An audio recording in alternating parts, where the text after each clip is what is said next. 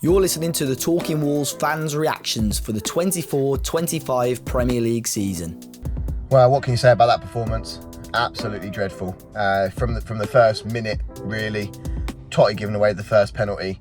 But most disappointing thing for that was Lamina just got absolutely outpaced. I was quite happy to see the same 11 start again, really, after you win 4-1.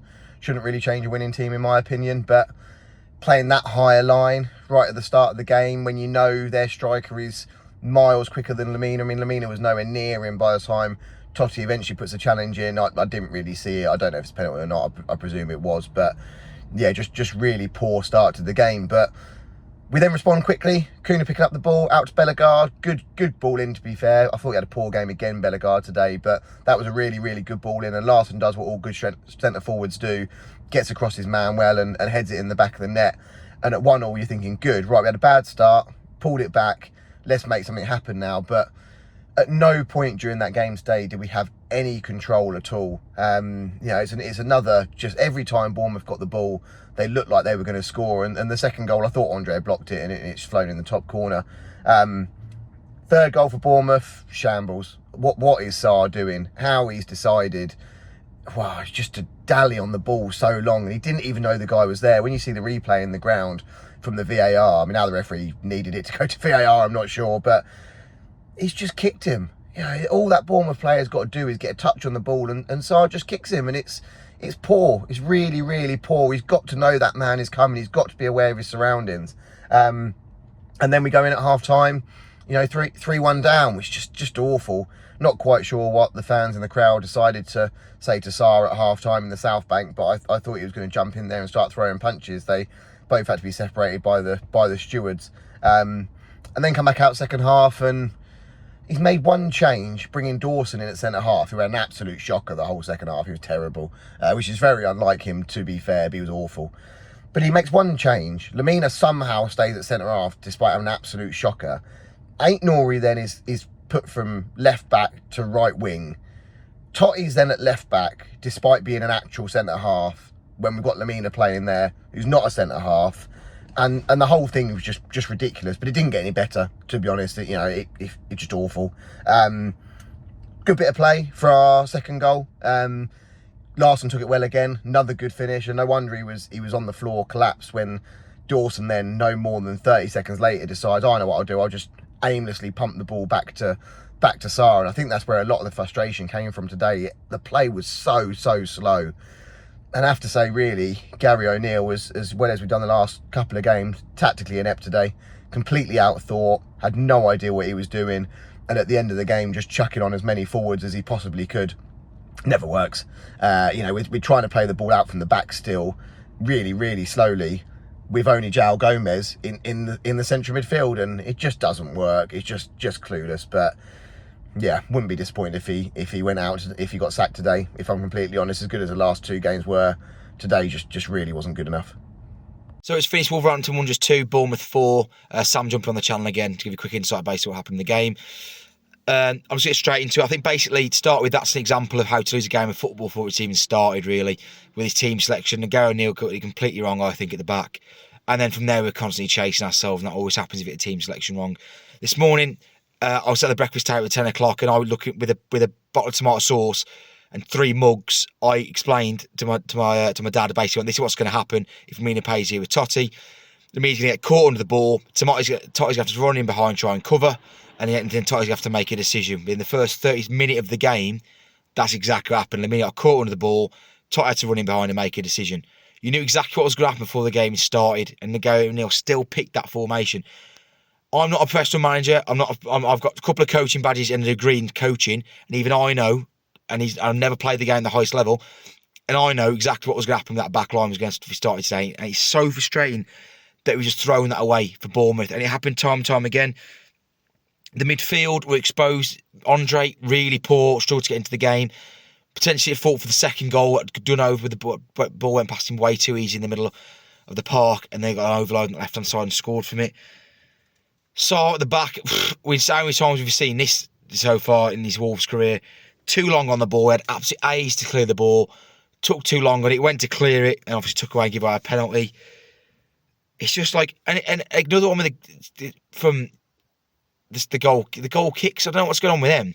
Why? Can someone explain this to me in the comments? Why, when we've got a goal kick, I know we're trying to play at the area, that's fine, even that caused issues. Why are we having someone like Mario Lemina, who's better on the ball than Jose Sarr, take the goal kick and then pass it to someone who's worse on the ball than Lemina? Why are we doing that? Because then he plays to Dawson. Dawson plays him in trouble. Dawson then plays it back to Sarr, who kills him with a dodgy back pass, and then he give away another penalty. That's the first time my Wolves, following Wolves the whole life, that I've seen us that shambolic at the back. And I've seen a lot of Wolves performances. 3 penalties in a game that could have all been avoided. All 4 goals could have been avoided, in fairness. But all Bournemouth did today was turn up. They just turned up. We gave them a couple of penalties. All that's knock a ball in behind. I think the tactic was knock a ball in behind between Lemina and Totti Gomez. They'll make a mistake eventually and we'll get something from it. That was their game plan. And they knew it, and it worked to a T because O'Neill got the tactics wrong from the start. Semedo was one of the best ones out of the back line, again. But he's playing like he's got a bell round his neck. And he's got he's got leprosy or something because no one wants to go near him. He gets given some shocking balls week after week. 50-50 challenges, he wins somehow. Semedo played really well again, fairly consistent play. But he's got no one near him to pass to. Because Bellegarde and when he did pass it to Bellegarde would come back on himself and cut inside, apart from the first phase of play when he actually got assisted the goal. He's making so many mistakes now, Gary O'Neill. And the differences between some of the results is this one falls on Gary O'Neill for me. The tactics were wrong. He was okay before in the past where he's going, we've played these tough runs of team, tough performances and stuff like that. We're playing tough teams. Bournemouth are rubbish today. Rubbish. And we just gave him 4 goals. And the tactics he got was wrong. And it was on him. This is on Gary O'Neill. And what annoys him more for the most than anything is, well, I'll get into that in a minute, but I think Guedes should be starting as well. He came on, made impact in the game, got an assist. He can't be telling me he does more impacts to the game less than Roger Gomez does or Carlos Forbes does. He needs to be coming on earlier. So I don't know what he's doing with that, really. What frustrated me like the final whistle is this sums him up as a manager now. For me, I think he's got to go. But what winds me up is he goes down and claps the South Bank and he claps no one else. He bottles it. Same with Lemina. They walk straight down the tunnel. They've done this before. It's all right, going to the home fans and doing your 3 cheers, that sort of stuff. That's all right doing that when you're winning. If you've got any bottle, come and stand in front of the other 3 stands and clap the other 3 stands. Don't just walk down the tunnel. I'll pay my money as much as everybody else does. And you can't bother to come and clap me or give me a bit of support because I've waited there to the end. You couldn't do it because you couldn't bottle the Bournemouth fans that were sat in the North Band next to me. I sat there for that whole second half and listened to their abuse and fans, and I stood there to the very end, and you couldn't bother to come and give me a clap, same with your so-called captain walking down the tunnel. That is why Lemina isn't a captain. It's so easy being a captain when you're winning football matches, and it's all times are good. When you're losing games, and you got it's tough results to take, you stand there and clap at the fans. It's the bare minimum requirement. We've paid our money to do it, and you can't bother to do it. Fair play to Joe Gomez and Hwang and a couple of others came over and clapped, but the majority of the team didn't. And that was led by the captain and the so-called manager. So for me, he's got to go now. If he doesn't beat Everton on Wednesday, there's no way he should be in a job. He shouldn't be in a job anyway, but there's no way. If it is, he's taking us down. If he keeps us in the position, I'm convinced now he's taking us down. Let me know in the comments what you think on those opinions. I know some stronger ones for me today, but hopefully we can get some sort of result or some sort of reaction at Everton. But if not, I'll catch you next one anyway. Cheers. I'm not even particularly sure how to summarise what I've just seen.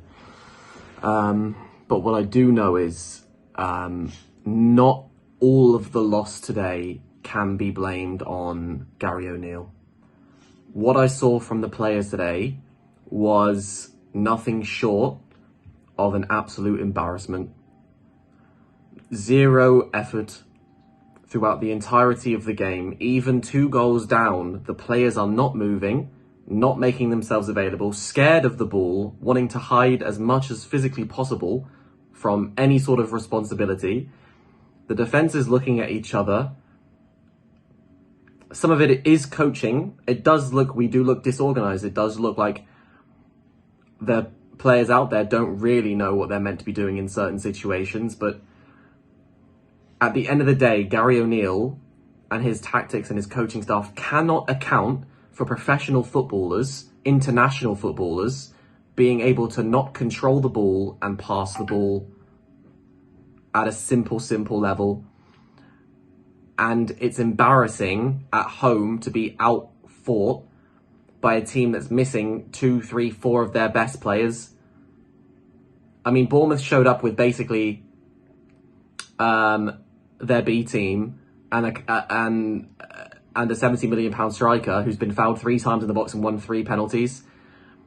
It's honestly a joke. I don't know what Totti's doing diving in for the first penalty against the angle for literally no reason whatsoever. Just block it and give away a corner. What are you doing? Why are you diving in there unnecessarily? It's so brain dead. It's unbelievable how bad some of these defenders can be. And we know Jose Sar's got a brain fart in him, but what? How as a Premier League goalkeeper do you not know that you're going to be pressed by their striker and taking too long on the ball? The whole crowd is screaming at you, man on, and you're just sat there waiting to kick through him and to give away another penalty when we just got ourselves back into the game. And again, for the third penalty, Dawson's left him short, but why on earth are you diving in feet first? It's both of their fault, obviously, but never in the Premier League has someone scored a hat-trick off just penalties. We were our own worst enemy today, and it's not all on Gary O'Neill, I'm afraid. The players need to take some responsibility for how awful they were. I mean, 0-0 awareness, not able to control the ball, not able to pass the ball, didn't want to run, didn't want to make themselves available for opportunities.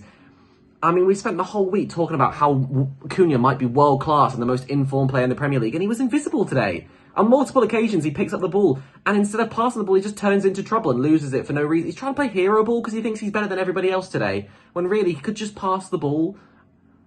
The only person that comes out with any credit today is Jorgen Strand Larsen. I thought he was fucking brilliant today.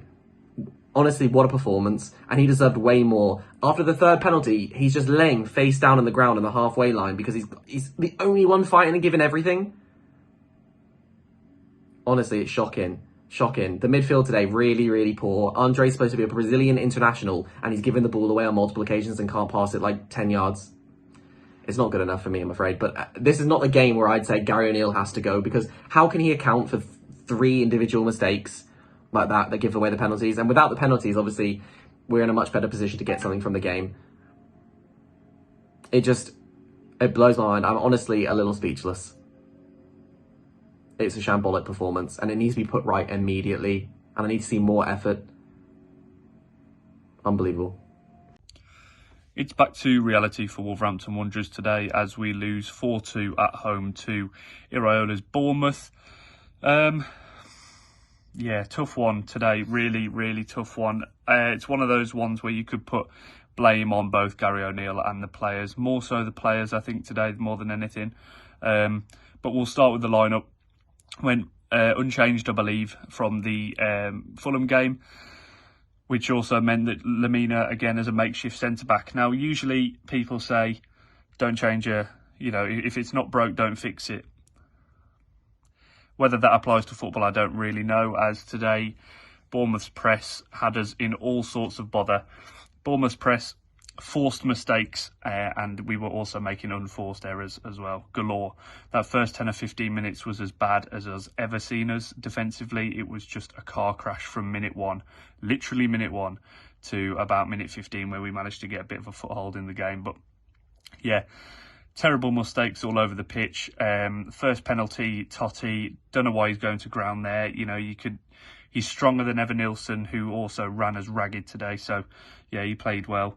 But Totti was, he didn't need to go to ground there. Second one, defence was all over the shop. Kirkes, good finish at the near post. Third goal was the penalty that Sarr gave away. Needs to switch on. He's just a bit dozy. A lot of our defenders are dozy, and when your keeper's dozy as well, it's a recipe for disaster. I thought we scored some good goals today. I think our 2 goals were really, decent. I think it was a good cross from Bellegarde for Strand Larsen's first, good header, and then his second one as well. Good work from Guedes. Good work from Andre winning the ball. Great pass from Gomez, and Guedes did well to slide Larsen in. So that was a good finish. The issue is with this team is I've never had more confidence in us to score goals. It's just a shame that we are cancelling out all our good work going forward with the shit that we see at the back, and it's becoming a bit too repetitive. I mean, we've conceded the most goals out of any Premier League team this season. I believe it's 33 or 34 in 13 games. That's an average of about 2.5, 2.6 goals a game. It's just not good at all, and that's what's going to hold us back from, climbing out of that relegation zone and staying far clear from relegation this season. But yeah, another game, another loss, unfortunately, but hopefully we can go into Everton taking our attacking play in and sorting that defence out. But yeah, I'll see you on Wednesday if I'm on. Cheers, lads. I'm off to the pub in a minute, and I wish I'd just stayed in there all afternoon after that, to be honest. What an absolute stinker from start to finish. I can kind of get behind not changing the team after last week, I think. We played really well. Lamina shone at the back. Fair enough, you want to give it another go. But then to not change it after 20 minutes of just disaster ball is embarrassing. Every single time Bournemouth had the ball, Lamina's out of position. He's out of position more than he's in position. He's not a centre-back. It's not necessarily his fault. Semedo is a great defender on his day, I think, but him and Totti, neither of them are disciplined enough to hold that defence together when everything's collapsing around them. Aït-Nouri's just off somewhere on the left or in centre midfield, just doing little spins and then giving the ball away. An absolute car crash of a first half performance, punctuated by another good goal from Strand Larsen, who you can say what you want about the transfers in that window, but he's been a really good signing, I think. So then we make it to half time. Jose Sarr's just off scrapping in the stands, fair play to him. Arguably, we'd have been better off if someone had kicked him out of the stadium and we'd chucked that Fanning goal for the second half. But we're back in the changing room. Gary, you can make some changes now, can't you? We can turn this round. It's obviously not working. What are we going to do? What? We're going to back five, but we're going to leave Lamina in the back three when we've got Santiago Bueno just sat on the bench chilling, despite him being one of our best defenders for weeks. Bellegarde shoehorned in a wing-back, despite the fact that Rodrigo Gomez has played there numerous times in Portugal and for Portugal. Aït-Nouri from left-back to right wing for 20 minutes. And then after 20 minutes of just nonsense, nothingness really, back to a back four, Aït-Nouri back to left-back. Guedes comes on again, another goal contribution for him. What's he got to do to get a start? I've got no idea. It's absolutely no surprise. The man looks fuming at every opportunity. I don't blame him. And it's just the last 20 minutes or so is just comical, really, I think. Juan comes on with a note of paper. Presumably he's looking to get everyone Starbucks orders just in case there's some sort of miracle and we win the match. Then we go to one person in centre midfield. So João Gomez is just stood on his own with four Bournemouth players around him all the time. And then we're surprised that we've got no control of the football. We're surprised that we can't build any attacks up. We just head into just smashing it forward territory, and then we're surprised that we can't build anything. We've just got six attackers just in a line. No one really seems to know what they're doing. No one really seems to have any ideas about how to attack, unless it's just give the ball to Cunha and hope he smacks it in the top corner again. He's not going to do that every week. He's won us the last two matches. David Moyes, Graham Potter are both just sat at home, aren't they? Please, someone just go and grab one of them two before it's too late. Really different to last week. What happened? What they've been doing all week? What's gone wrong there? No idea. Thanks, lads. See you later.